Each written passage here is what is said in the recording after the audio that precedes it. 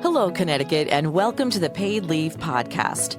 The title basically says it all. I'm Nancy Barrow, and I will be delving into this new state program and how it can help you and your family. This podcast will give you information you should know about Connecticut paid leave and maybe just a little bit more. Connecticut paid leave brings peace of mind to your home, family, and workplace. Welcome to the Paid Leave Podcast. Today, we're talking about cervical cancer, and January is Cervical Cancer Awareness Month. Here is what the American Cancer Society says about cervical cancer. About 13,820 new cases of invasive cervical cancer will be diagnosed, and 4,360 women will die from cervical cancer. Cervical cancer is most frequently diagnosed in women between the ages of 35 and 45. And Connecticut paid leave can help women going through any stage of this disease with income replacement benefits. You can get up to 12 weeks of income replacement to take care of your own serious health condition, or, of course, that of a loved one. And caregivers are so critical to help with treatment and recovery. Joining me to talk about the clinical aspect of cervical cancer is Dr. Jennifer Jorgensen, an OB-GYN at UConn Health and assistant professor of Obstetrics and Gynecology at the UConn School of Medicine, and she's also a gynecological oncologist and treats cervical cancer. Welcome, and thank you so much for being on the podcast. Thank you so much for having me. It's a pleasure to be here. And of course, another guest, no stranger to Connecticut Paid Leave. It's the CEO of Connecticut Paid Leave. Erin Choquette is a survivor of cervical cancer and is brave and courageous and stepping forward to talk about her story and hopefully helping someone else who might be going through this. Thank you so much for being on the podcast once again, Erin. Thank you so much, Nancy. So, Dr. Jorgensen, can you tell me what cervical cancer is? Yes. Cervical cancer is a type of cancer that arises from the cervix, which is actually connected to the uterus or the womb where a baby would grow. And the cervix is the part that opens and connects this uterus womb to the vaginal canal, the birthing canal. It's what the baby passes through to be delivered. And so when women develop cervical cancer, it usually actually starts as abnormal cells that we actually are called dysplastic cells, but we all typically say they're abnormal precancerous cells, and then they can develop into a cancer. How do you find out that someone has this? Yeah, so typically we can find out in a couple of ways. The most common way here in the United States is with annual physical exams with their obstetrics and gynecologist. But even more so is with the pap smear screening or the cervical cancer screening that we perform. And that is usually a test that we do on the cervix itself when we collect cervical cells. And then we test those for two different things, HPV virus itself. And then we also look at the cells and see how abnormal they are. And that can be done on a basis of either every 3 years or 5 years, depending on a woman's history and her specific risk factors. And when do you do a baseline for pap smears, just out of curiosity? USPSTF, so the United States Preventative Task Force, who helps us make all these guidelines and when we should start cancer screening, recommends beginning pap smears at age 21. So young. Yes. And what is the age bracket that, I said a lot of women get it, but 35 to 44, is that the average age? That is the average age, but women basically from their 20s on are at risk. That level of risk varies depending on where you are in your lifetime. And like I was saying, it also depends on a woman's risk. So if she's had HPV infection, that risk might be higher, and or abnormal cells before. Are there symptoms? Most commonly in the United States, women don't actually have symptoms because we do this screening. Mm-hmm. If a woman is getting their screening done, most commonly they don't have symptoms. But there are symptoms that folks can look out for, such as bleeding between periods if the woman is still menstruating, bleeding before or after vaginal intercourse. If they're postmenopausal, any bleeding after menopause is concerning, and it could signify either cervical cancer or something else. And then also lower back pain can be a symptom. And the last one would be abnormal discharge from the vagina. Wow, back pain. That seems like it could be anything. Exactly. It could be anything, but unfortunately, when the cancer is a little bit more advanced, it can cause that back pain. And they're stages, right, of cervical cancer? Yes, there's different stages of cervical cancer, and it's based on how far the cancer has spread itself. Typically, the first stage of cervical cancer, I should say, is kind of confined to the cervix itself. And then it increases based on how far it's spread. If it's gone to the regional lymph nodes, meaning the lymph nodes in the pelvis, or beyond to other areas of the body. And when you're at a stage 4, is there still treatment that you can get? Yes, there is. There's still treatment. That typically is chemotherapy. And it's a lot of chemotherapy. It's 4 different drugs usually these days that we give all at once. Wow. And so time off would be essential when you're going through this. Yes, time off is very important to be able to get to the chemo appointments themselves. But in addition, we have to have our patients get lab work in between chemo visits. Not to mention there's many side effects from chemotherapy. So time off is really key. I know you're being so brave to come on here and talk about your own personal story. Why don't you tell us how you found out you had cervical cancer? Sure, thank you. So when my younger daughter was 6 months old, I went in for your traditional 6-month post childbirth appointment and said, I'm having bleeding. I'm nursing. I'm not sure why I'm still bleeding. And the doctor said, oh, we'll check that out. And then I still remember, change of plans. We're going to do a quick biopsy, which is not the thing you want to hear. A few days later, got a call. Second worst thing, well, not worst. Second difficult thing to hear when you get a call from a doctor is there anybody home with you other than the babies? Maybe you want to get your husband on the call. And so that's when I learned I had cancer. I'm fine, by the way, and I don't know why I'm so emotional at this. I'm fine. It's been a long time. But I had a 6-month-old and a 2.5-year-old, and that was scary. The original plan was that we would just do surgery.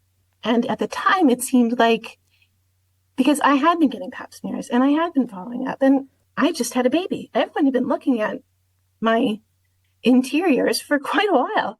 There was an option to do sort of scrape the cervix or kind of go in and do kind of a more complete, just to be careful. And so he said, okay, we're going to go in, do the hysterectomy, partial hysterectomy, because I was hoping I could still nurse my daughter. What we learned after the surgery, though, was that the cancer was much more progressed than we had anticipated. It had progressed really quickly. Over 80% of my cervix was compromised. And so I had to do chemo and radiation. So that went to nursing. But so I had 6 to 8 weeks of recovery for the surgery, because that was a pretty significant surgery. When you have to open up the abdominal wall, it takes a while to recover. And then it was daily radiation and weekly chemotherapy for over 2 months. So it was definitely a lot. I did go back to work while I was going through radiation and chemotherapy, but yeah, it's a lot. And so I would take a couple of hours every day off to go to radiation. Chemo days, I was off for the day. And then as it progressed, I was more and more likely to take the day after chemo off, because it wipes you out. You don't feel good. Yeah. You feel tired. And by the end, I was pretty sick. So, in the beginning, I was like, yay, going through this. This is great. And then by the end, it's like, okay, I need some time. So it definitely took time. Dr. Jorgensen, is this common that women who have a baby get cervical cancer? Or is this kind of unusual with Erin's case? Yeah, it's not as common, but it can surface during pregnancy. Or more commonly, what happens is that a lot of women don't have health insurance until they become pregnant. And that's when they enter the healthcare system and we're able to do all the screening that they should have had. And that's sometimes when we pick up the cervical cancer. So cervical cancer affects about maybe just less than 1 to 1.5 births per 10,000 births. Okay, women per 10,000 births. So it's not that common, but it is a chance for us to be able to pick it up in those who have never had screening before. Yeah. Now, I know in Erin's case, it was a little different because she was screened before. So her situation is not that common. It's actually kind of rare. But like she said, she had that bleeding that just didn't seem right.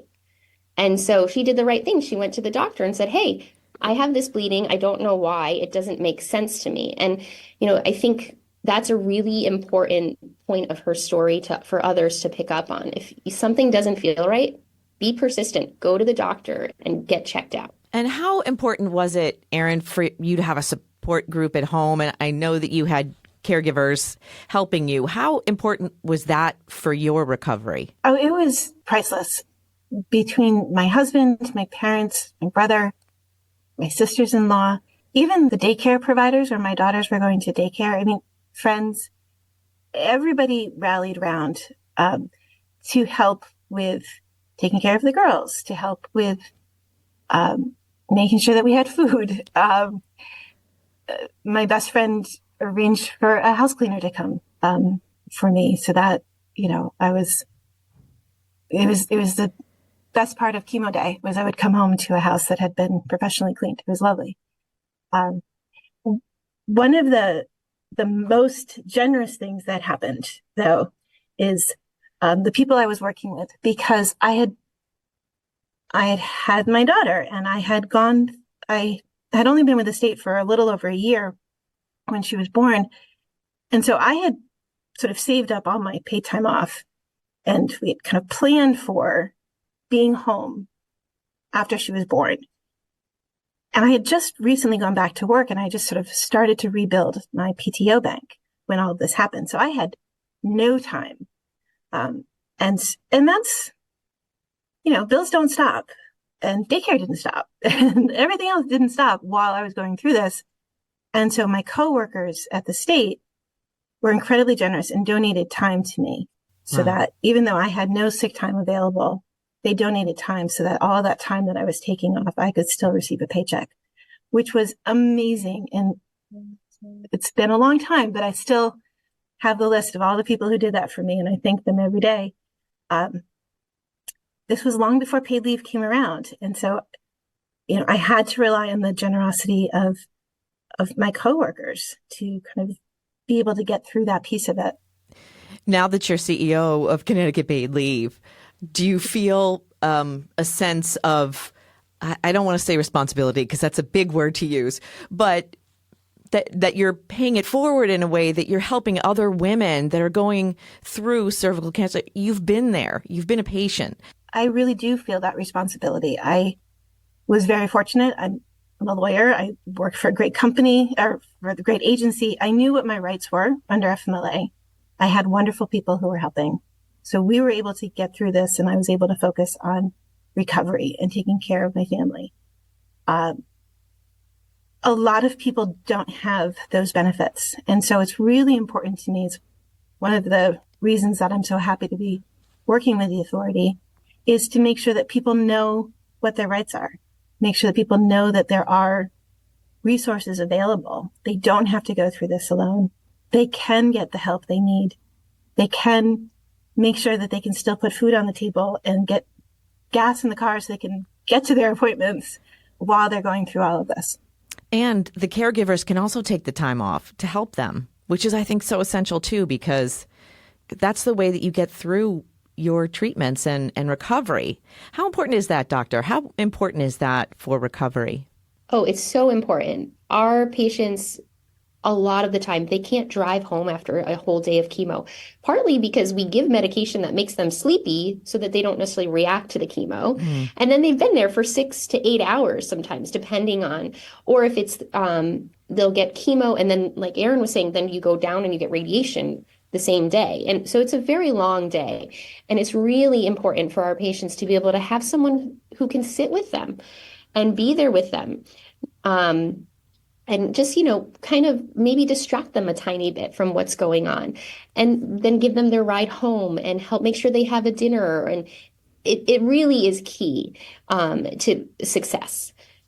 And those patients who don't have that support, it's very difficult for them. We try our hardest to support them, but there's only so much we can do while they're here. Yeah. Do you also encourage people to find other support, whether behavioral health or mental health?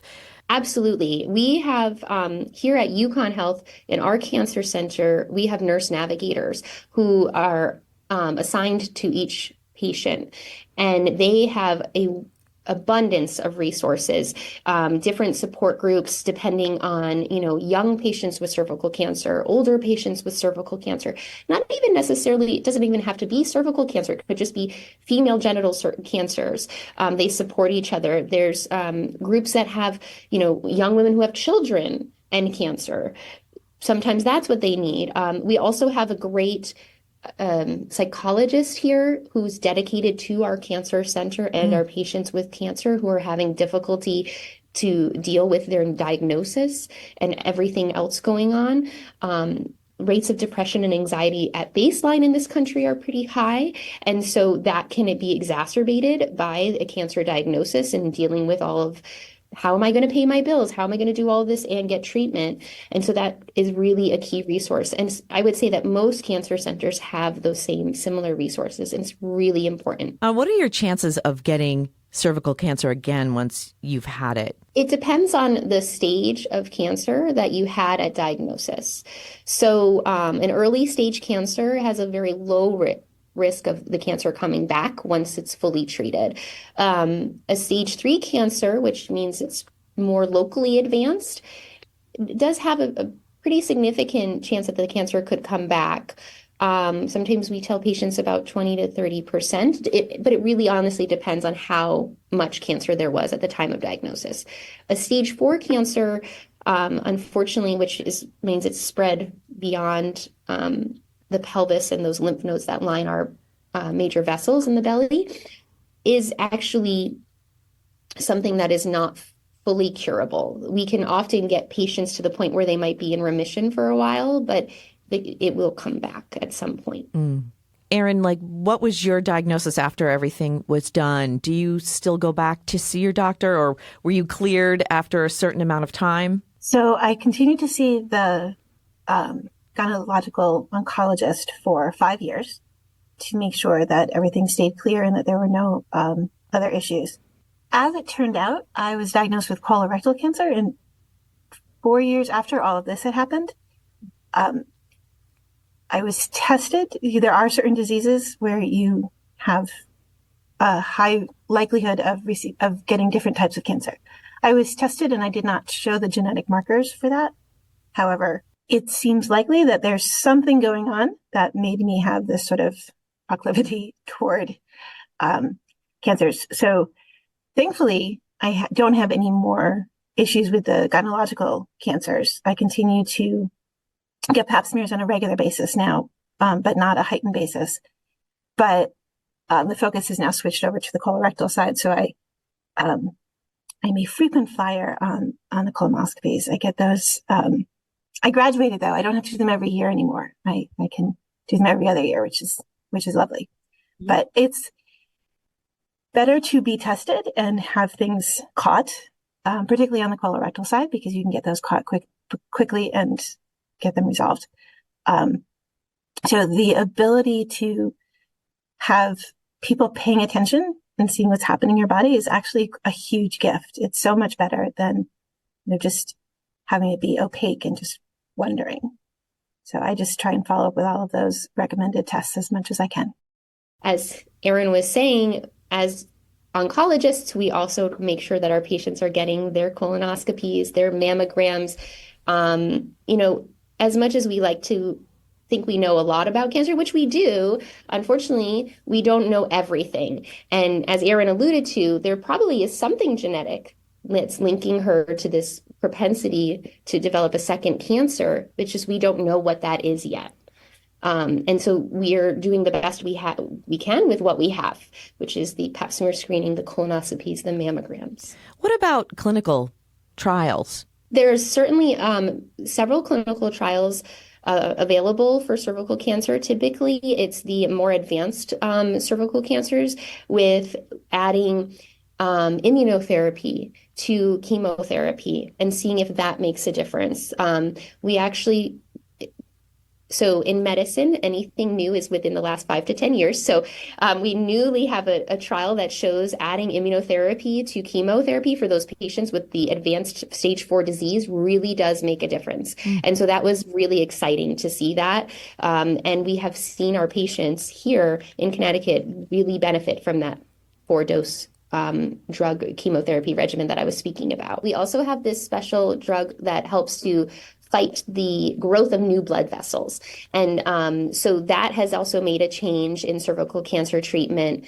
And so we have these things that we can work on with and put them all together to help treat that more advanced disease. Or if the cancer comes back, we would use that same regimen. Erin, because it's Cervical Cancer Awareness Month, what does that mean to you? What do you hope happens during this month? Well, two things. One, I hope people do get those regular doctor's appointments, get the pap smears. We're all really busy. It's really easy to just put off some of those things that just seem routine. I've got a great OB-GYN, but nobody really loves going to those appointments. It's important to do, and I think it's important to make the time. And I think it is very easy if you're busy and if you're trying to deal with all sorts of other obligations in your life to put yourself last. And this is an area where you really need to put yourself first and get those appointments in, go to them, get screened. So I think just that reminder that this is really an important thing to do. And secondly, HPV is a high, there's a high correlation between cancer and HPV.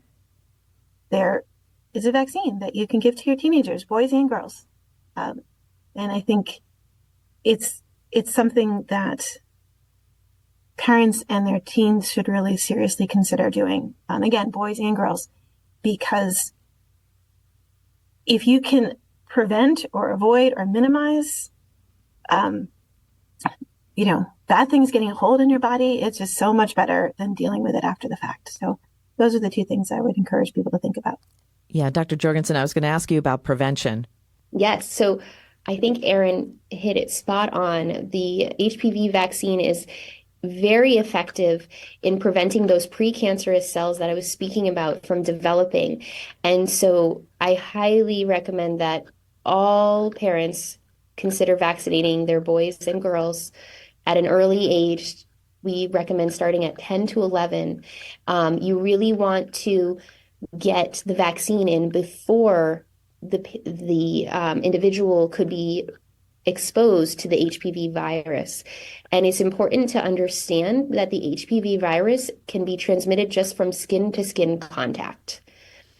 And it's not necessarily the traditional sex that we all think of that can result in the infection. And so if we can get the vaccine in before any of that exposure occurs, the chances of the vaccine working is higher.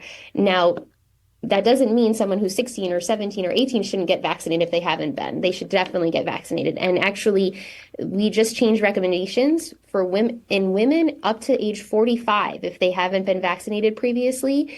Even if they have HPV, there's many different types of HPV, and the vaccine protects against 9 different viruses now. And so we can still give the vaccine because it's unlikely that she has all 9 versions of that HPV. Yeah, really interesting. How important do you feel the services are at Connecticut Paid Leave in the treatment and recovery of your patients, the ability to have the time off and paid time off? Yeah, yes, exactly. I think it's extremely important. I am so grateful that it exists and that our social workers here at UConn know about this and that there's so much easy information for us to give our patients. And I think it kind of can be very difficult for patients to understand what their rights are. It's hard sometimes when you're reading. If you go to a certain website, you'll see some of the ct.gov stuff is a little bit complex, but the infographics make it so much easier to understand. And we're so grateful that that exists and that patients can understand what's going on.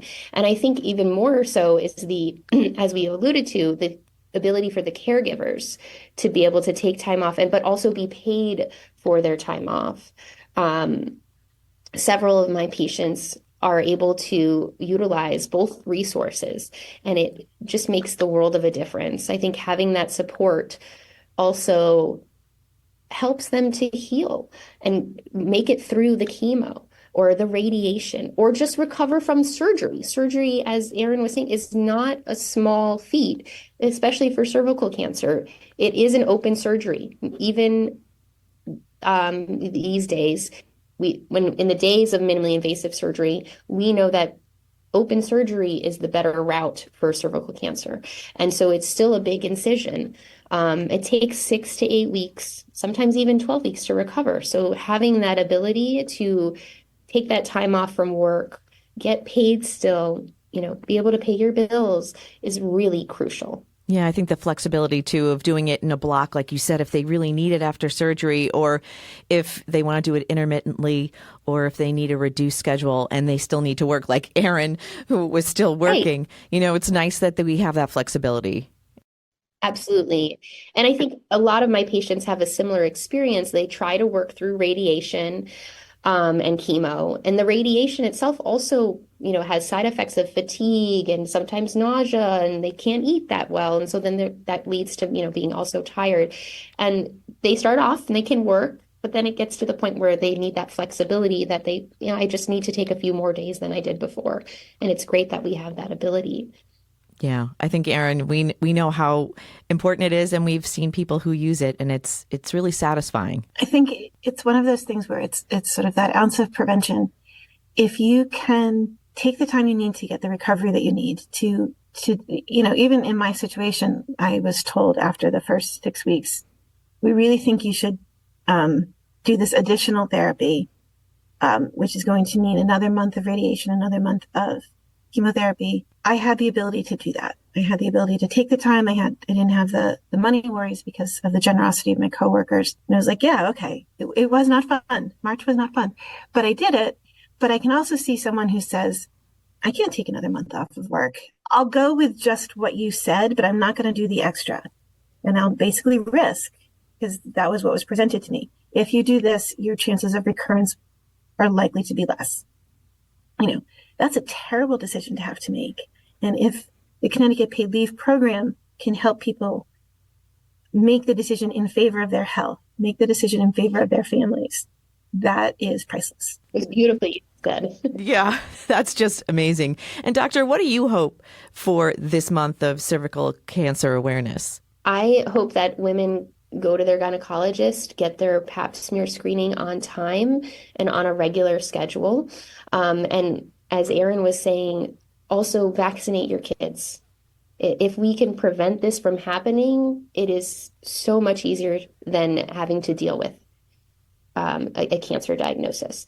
And on the same allude, if we can pick up the precancerous cells, And for people who are looking for information, we have a lot of information on our website at ctpaidleave.org about the paid leave program, about how to apply, about understanding what conditions are covered. And we also have information about FMLA, because while we provide the money, it's important to also have your job waiting for you when you come back. And so that's important to know. There's 2 parts to that process, and we can give you information about FMLA and connect you to the Department of Labor. So please check out ctpaidleave.org if you or friends or family members are dealing with healthcare crises or other conditions. Thank you so much, both of you, for being on the podcast. I think it was a really important podcast. I appreciate you, Erin, and I appreciate you, Dr. Jorgensen. Thank you so much. For more information, you can go to ctpaidleave.org. This has been another edition of the Paid Leave Podcast. Please like and subscribe so you'll be notified about new podcasts that become available. Connecticut Paid Leave is a public act with a personal purpose. I'm Nancy Barrow, and thanks for listening.